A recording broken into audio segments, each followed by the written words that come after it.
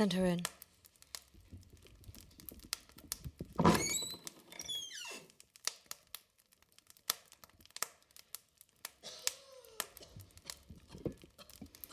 Dorothea of Castleberg. Yes, Your Highness. Good day to you. Thank you for coming.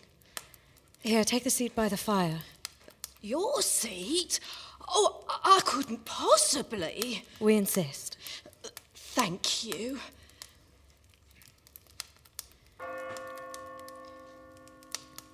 If I may offer you my condolences, Your Majesty. Most kind of you.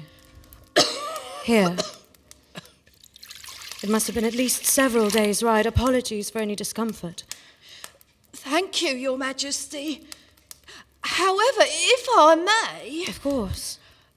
I was told you have frantically sent messengers all across Castleberg and beyond to find me. But...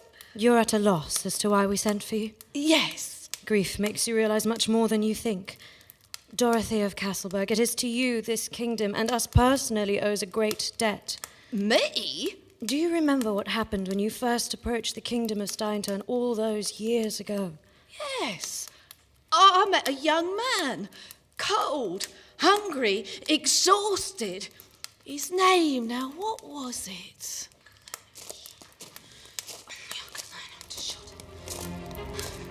What a burden you are. My dear father, I would gladly have learnt. Please listen to me, I'm quite guiltless. If only I could learn how to shudder. If only I could learn how to shudder. What's on board? I'm quite guiltless. The evil one must have put them into your head.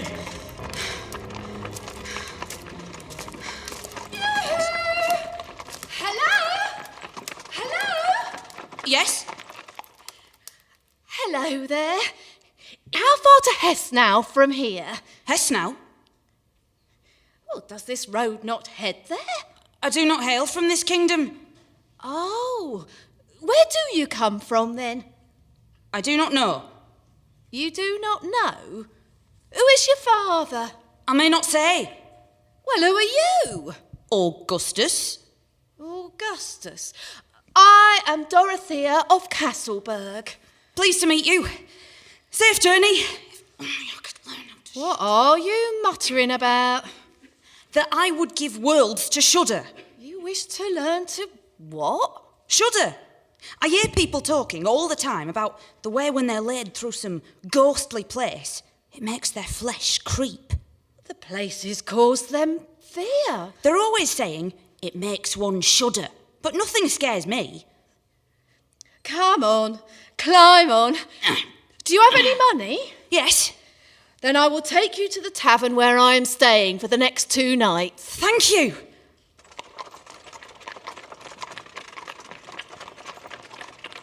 Augustus. That was it. Augustus. Later, Augustus of Steinturn. Later still, he became Augustus, Prince Consort to Queen Louisa, Your husband? whom we all now mourn.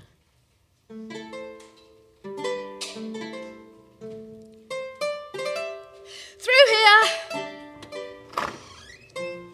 Let me buy you a nail, my lady. Dorothea, what's ale? There's a woman in. Quite. Are you busy today? They've all been to the hanging. Need to buy a drink to calm their nerves after. Well then, what'll it be? 2 rooms, please. 1 for myself and 1 for this young man. Dear lady, you can stay with me if you like. You have money, I take it. Is 50 thalers enough? 50? I'd be looking to make 1 thaler in a month. Where did you get all that money from? I'm sworn to not tell. Perhaps he stole it. I'm no thief. He might be a little strange, evasive, certainly. However, I can tell that his heart is honest. 1 thaler will buy you a month's lodgings here. Well, thank you very much. Just take a seat. Elder, ready the big room. Oh, thank you. 2 nights for me, please. 2 shekels then. Elder, ready the small room. He's an odd one, that boy. Yes. Troubled, too. but troubled by the strangest things. Like what? All he wants to do is to learn to shudder. To shudder? He said he would give anything for it. Anything, you say? Indeed. What about 50 thalers? What? Excuse me, young man. How are you? Well enough, thank you. This lovely young woman was just telling us about how you yearn to shudder. Is that right? Oh, yes. I'd give anything to learn. Then I may have just the thing for you. I will wager you all your remaining thalers that by tomorrow you will have experienced fear. Really? Leave him alone. Landlord, you're my witness. And you could afford to pay out the same? Naturally. Tell me how, please. You're exploiting him. There's this tree where men have been hanged. Sit under it and wait till nightfall. Their corpses will come alive, cursed by the evil of this land. There you'll learn to shudder. Augustus, don't you listen to him. I accept your wager. Now, young man, you think about this. If that's all I have to do, then it's easily done. Augustus, he is taking advantage of you. I do not care. If I learn to shudder, then you can gladly have my thalers.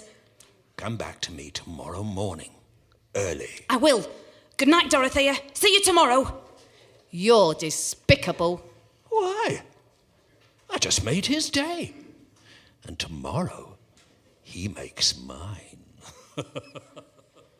He went to the tree of the undead corpses. Did you not know about this? Please, tell me what happened next. I waited at the tavern, anxious. Yet even I was unprepared for the story that he was to tell.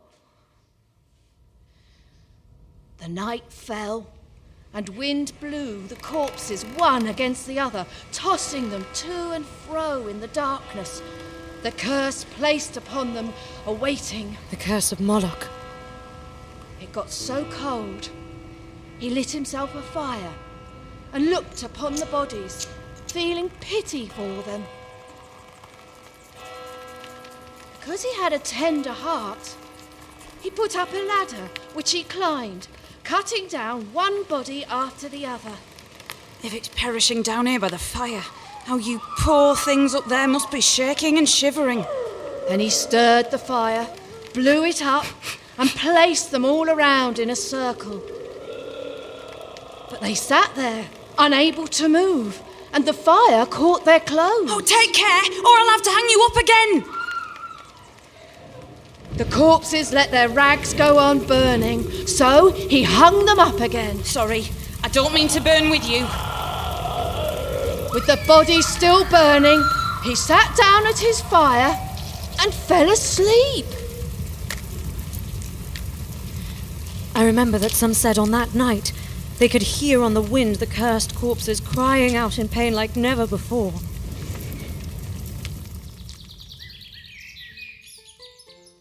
Well, he's back. Are you all right? Now you know what it is to shudder. My money, please. No, how should I? What? Those strange fellows never moved once, and were so stupid they let their few old tatters burn. Never once did you shudder. I think someone had better pay up. Never. That was the deal. Fair and square. I was witness. I have never met such a person in my life before. I didn't shudder. I said, Well then, I think a pint of ale to celebrate your winnings is called for. I've never tried ale. You'll love it. On the house. And again. I quite like it. I never met a man who didn't.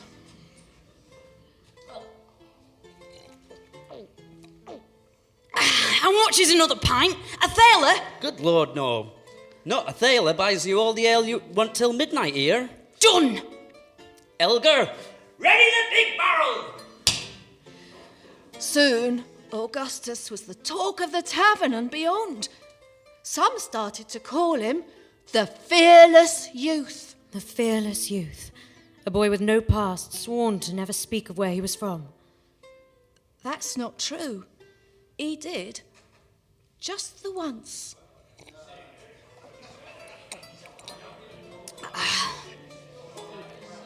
Another? He's had too much already. Nonsense. Do the lad some good. Good? Me? Good? No. No, I'm not. I did something bad. Terrible. And what was that?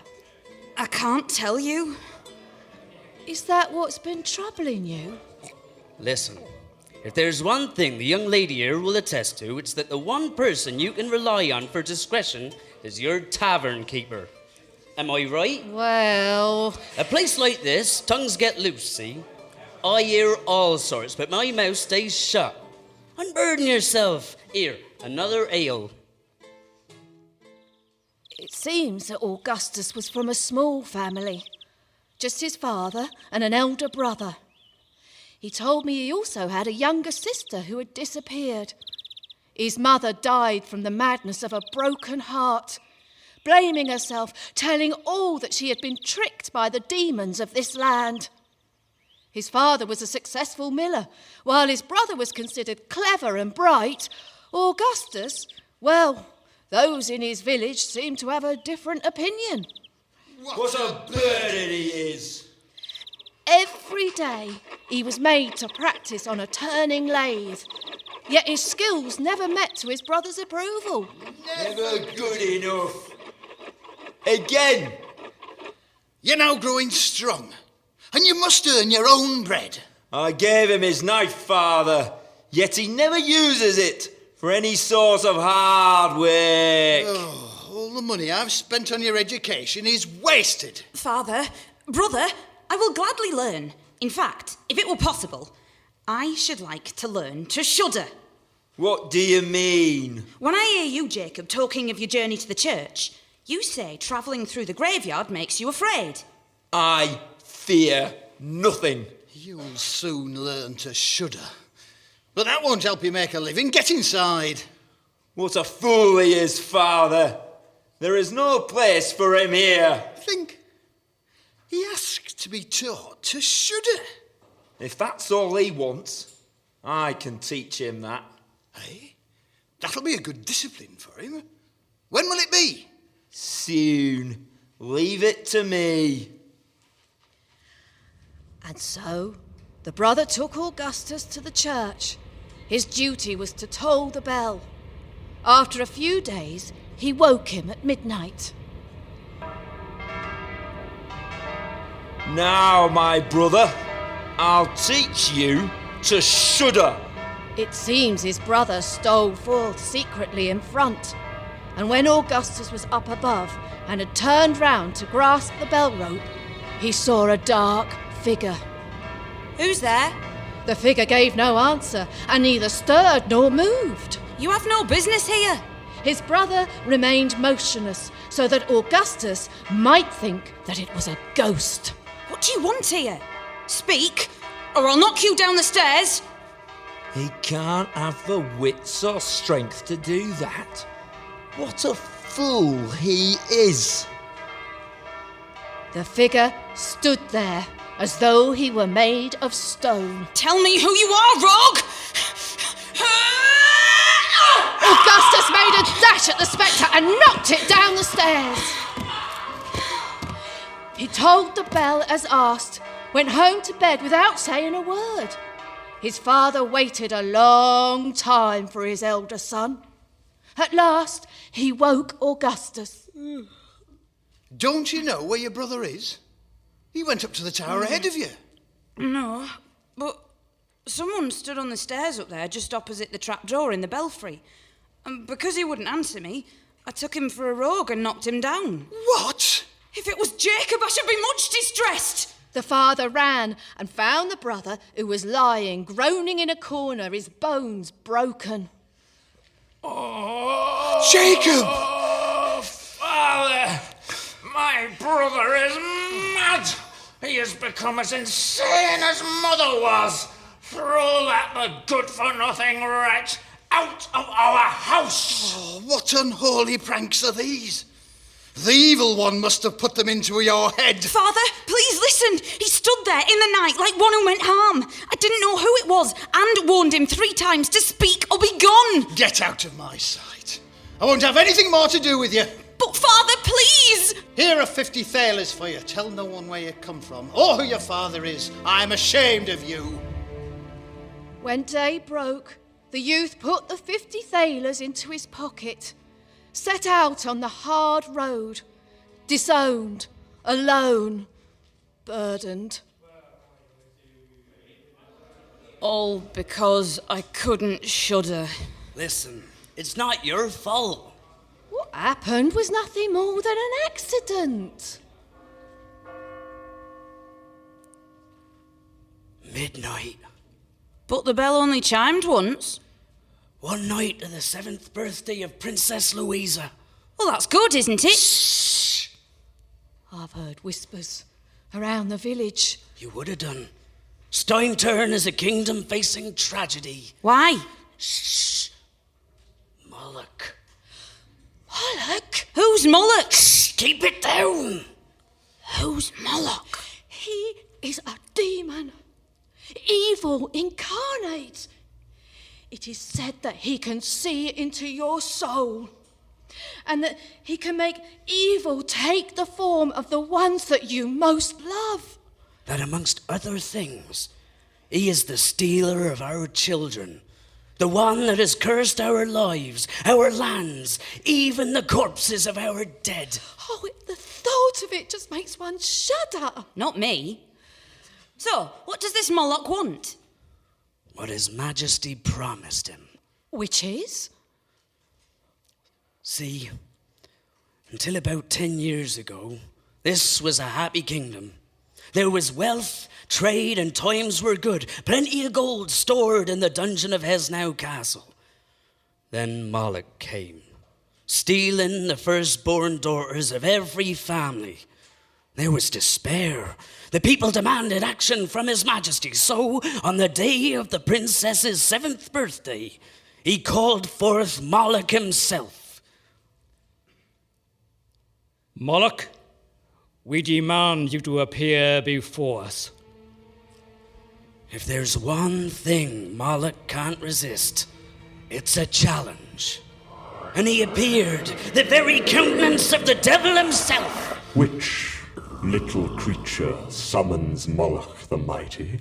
His eyes burned. Members of the court shirked in fear, yet His Highness stood firm. We do. King Rudolph of Steinturn, protector of this land and its people. Protector? Yes, and we demand that you no longer steal our daughters from this land. You demand? Your power is nothing compared to that of Moloch the Great. That may be, but we are duty-bound to defend this kingdom, no matter how great the threat. We insist you stop this. I will stop, if you pay my price. Go on. Give me residence in the dungeon of this castle to live as flesh and blood from dusk to dawn. Residence? For 10 years. Allow me to fill this land with evil during the darkness of the night. Then I shall return to hell, taking all that resides in the dungeon currently, all that you treasure. The gold of the kingdom. All that you treasure. If that is what you want, yes. Then for 10 years, no more daughters of Steinturn will be taken. When the bells of this castle declare the last chime of midnight, in 10 years hence, I shall depart, never to return. Thank you. It was a deal forged by the fires of hell itself. But there was more. However, for my amusement, challenges may be sent. But they must not approach the dungeon more than 2 hours before any given midnight, and may bring 3 things, all unliving. However, If any man enters the dungeon, he will face fear. Fear that will drive him to madness, if not death. Farewell, sub-creature. Of course. What His Highness hadn't known was that while this deal had been struck, the very moment it had been agreed, I had insisted on going to see the kingdom's gold in the dungeon. I was now Moloch's prize, condemned to be taken to hell when I turned 17. And yet you are here. Augustus told me you left the following morning. Dorothea, the room is spinning. One more ale, please. You've had more than enough. I feel wonderful. How long will this last? Not for long. Dorothea. Oh, lovely, kind Dorothea. I will buy you breakfast tomorrow morning. That's kind of you. But I must leave at dawn. Leave? I must return home. But, Dorothea, will I ever see you again? Augustus of Nowhere, you will always be welcome in Castleburg. Now sleep tight. You'll need the rest for your head tomorrow. Why? What will be wrong with it? Sleep well. Fearless youth. Time for you to find your own way. And you never saw him again? No. If I could have stayed, I would have. But with my son, if I hadn't have returned when I did, I wouldn't have had those last few hours. We are sorry. Oh, forgive me. I remember the sense of dread of what was to come. Moloch stuck to his word. But with my father now ruined by his guilt, it seemed the kingdom faced downfall, and I faced eternal damnation in hell.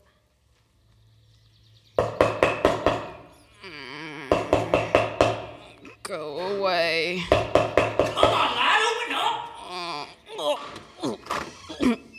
Oh. Yes, The king urgently requires your presence. I don't feel very well. I'll carry you if I have to. Now, come on! Heard of a young man in the tavern who might be able to help us. Your Highnesses, King Rudolph and Princess Louisa, presenting Augustus, the fearless youth. Oh. Are you sure this is the one the villagers speak of? Yes, Your Highness. Louisa, please fetch the youth some water. Yes, Father. Augustus, please, approach. We imagine you have no idea why you are being brought here. None. Tonight, Moloch the demon will leave Steinturn and, I have been told the story, Your Majesty. as we have been told yours, a young man without fear? I have yet to learn to shudder, that is true. Your water. Thank you, my lady. We have sent many men to the dungeon to challenge Moloch, but few have survived, and those that have... The fear is beyond anything anyone can imagine. They have shuddered, sire? They have been driven to insanity. What do they face down there? No one knows. Many have tried to save our beautiful daughter from the evil within these walls, but time is running out. All because of our stupidity. You cannot blame yourself, Father. Augustus, we wish to ask you to challenge Moloch. Me, sire? The risks are great. Will you accept? But my fearlessness has only brought misery. Please, we ask you, beg you. I have yet to learn to shudder, but fear beyond imagining? This is our last chance to save our only child. What if I learn what shuddering is now? Please. I will accept the challenge, sire. Thank you, Augustus. Tell us, what do you require? Moloch allows you to take 3 things, none of them living. There's little I can ask for as my skills are slight. Just a turning lathe, and to carry my knife, and the means to make a fire. Once I have those, I will enter the dungeon. He had asked for no reward, no treasures or gold, nor my hand in marriage like others had demanded. He set forth simply to help save me. At that moment, I saw how pure his heart was. When night drew on, that brave youth entered the dungeon. His presence hadn't gone unnoticed. One last challenger. The king must be desperate to send such a youngling. This will be such a waste of an unlived life. I can only try. You are welcome, Augustus. How do you know me? I know you better than you think. He lit a bright fire and waited and waited.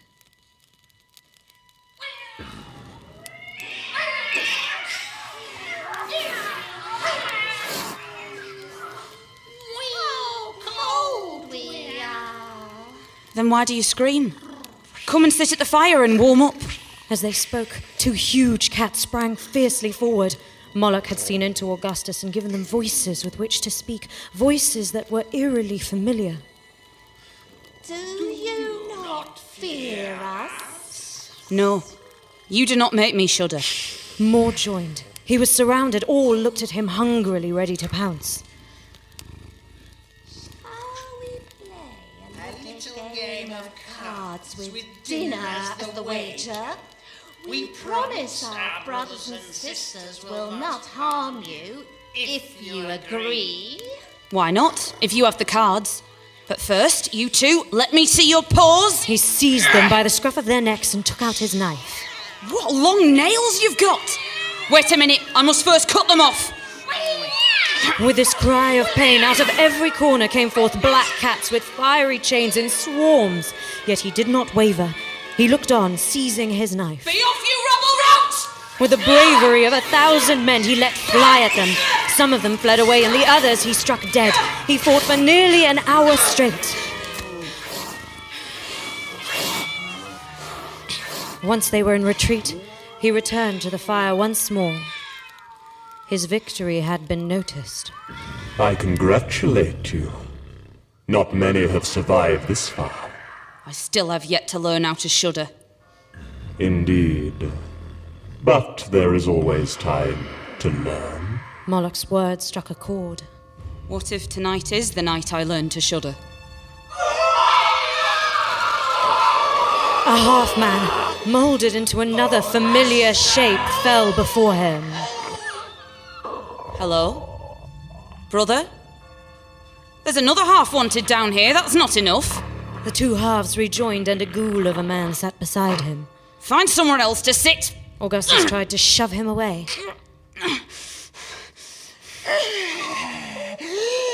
If you wish us to return your seat, then you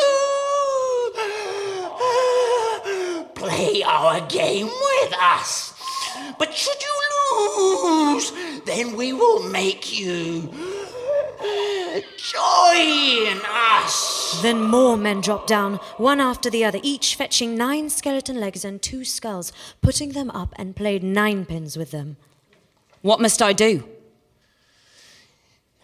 Simply use our living skulls to knock down all 9 pins. I accept.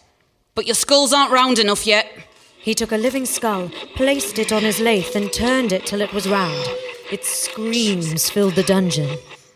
I hope I can do this right. You just have one chance. 9 pins all down! Silence fell. Augustus regained his place by the fire. Are we cold? Yes. I am impressed, youth. None have got this far. I would like to reward you for doing so well, before I destroy you myself. In the corner of his eye, he noticed 4 strange figures, taking the shapes of those he knew, carrying a coffin. Who was this? Why don't you look inside? This is my sister. But she looks no different to the day she disappeared. She has been my plaything for such a long time. Yours? Your mother gladly gave her to me. That was you? You took her from us? She is so cold. I said I knew of you. So many. So willing to sacrifice their daughters for my amusement. But I grow tired of them all, eventually. Dearest sister, let me warm you by the fire. No matter what he did, she would not wake. Her limbs did not stir. Please, sister. How touching your mourning for her. Perhaps you are not ready to face me after all. Perhaps I should just burn her lifeless body away. No! There. Are we warm now? Perhaps Show you are yourself! not ready to face me after all. Show yourself! And Moloch appeared before him. Do you yet fear? No. Then follow me. He led him through a dark passage where they found an axe lying on top of an anvil. This is the axe of 1,000 fears. It has absorbed every terror, every scream, every shudder of all those who have entered this dungeon. Touch it, and you will feel them all. No mortal man is able to carry such a burden. And if I can? Well, then all you must do is drive the axe deeper into the anvil. Then this. Now do better, if you can. Perhaps I can. Then why do you hesitate? It was then he realized. He worried that this was the moment he would shudder for the first time, to feel fear running through his veins, that he would fail me, condemning me to the same fate as his sister and many more before her. It's almost time. Now you know fear. Hearing the bells, Augustus knew he had to make a choice. I am to return to hell triumphant. She will be mine! Augustus seized the axe, feeling the power within it, but never once shuddering. He swung the axe with such force at Moloch he cut through his demonic flesh, pinning him to the wall.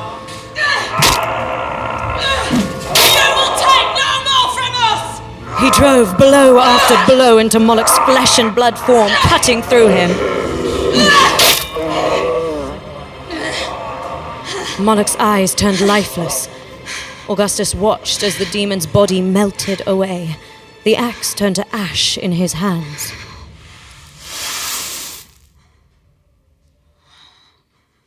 I hope I can find a way back. Tired, he found his way out of the dungeon. You have saved our daughter. Tell us, what do you want? You can have anything. Oh, just some rest, please, sire. Come now, let us reward you with gold or treasures. All I wanted was to learn to shudder. Yet it seems that can never happen. Father, this youth has risked all to save me without want for anything. Yet he cannot go unrewarded. I agree, which is why I offer my hand in marriage. Marriage? You have fought for me with a pure heart, and now I would gladly give you mine. Augustus, the fearless youth, now to be known as Augustus of Steinturn. Do you accept? You are the most beautiful woman I have ever met. I would be honored. Father? Then we can think of none worthier. You shall marry our daughter. Augustus, the fearless youth! With the gold that Moloch had kept from us finally recovered, wealth returned to the kingdom. My father ruled his final days in these lands once more a happy man, and Augustus made a loyal and loving husband, always at my side, bravely fighting the battles that came to test my new rule. Until he... I hope I have been of some consolation. You have, thank you. And you may rest here as long as you wish. Please take supper with us tonight. Most kind, but I would like to return home. My time is short, and it is where I wish to be before... It has been a long day. Dorothea, it has been our honour. Before I go, may I just ask one thing? Of course, anything. Did young Augustus ever learn to shudder? My dear husband, you have returned. Good morning, Your Majesty. How went the battle? We repelled their advance, but I worry that they will keep testing the resolve of our queen. Have no fear, we are in good hands. What's funny? I never did learn to shudder. You must be exhausted. Yes, I could do with a bath to warm up. We'll have one prepared for you, and breakfast afterwards. Your Majesty. Never learnt to shudder. Yes, Your Highness. Prepare a bath for the consort to warm him. Ah, very good, Your Highness. Wait. No. Fill the bath with the coldest water you can find. From the stream, the one with the gudgeons in it. Your Majesty? As we said. Very well, Your Majesty. Your bath is ready, sire. Thank you. Oh, God! It's so cold! Why? The Queen ordered it so, sire. But oh, I'm shuddering. Oh, I finally know what shuddering is. Thank you, my dear wife. Thank you. I'm finally shuddering. That was the last time he was here. Before. Twilight is upon us. Goodbye, Dorothea. Farewell, Your Majesty.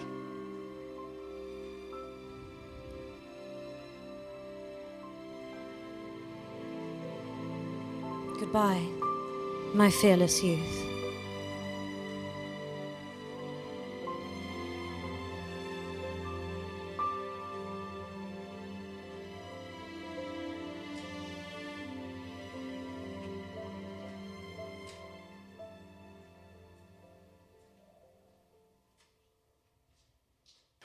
The Fearless Youth was recorded live in the Dorfman Hub at the Roundhouse in Camden, London on the 3rd of December 2011 for Roundhouse Radio in collaboration with the Wireless Theatre Company. Written by Gareth Parker and directed by Jack Bowman. Produced by Alexander Mee and Marielle Runacre-Temple. With Kristen Atherton, Catherine McDonough, Tom Slatter, Trevor Cuthbertson, James Duckworth, Terry German, Dennis Quilligan, Andrew Ward and Tom Swarman. Live vocal sound effects performed by Tom Pikey Esquire Swarman. Music composed and performed by Francesco Quadro-Roropolo. Sound design by Tashari King and recording by Matt Blair and Malcolm Thorpe. Visit roundhouse.org/radio and wirelesstheatrecompany.co.uk for more audio entertainment.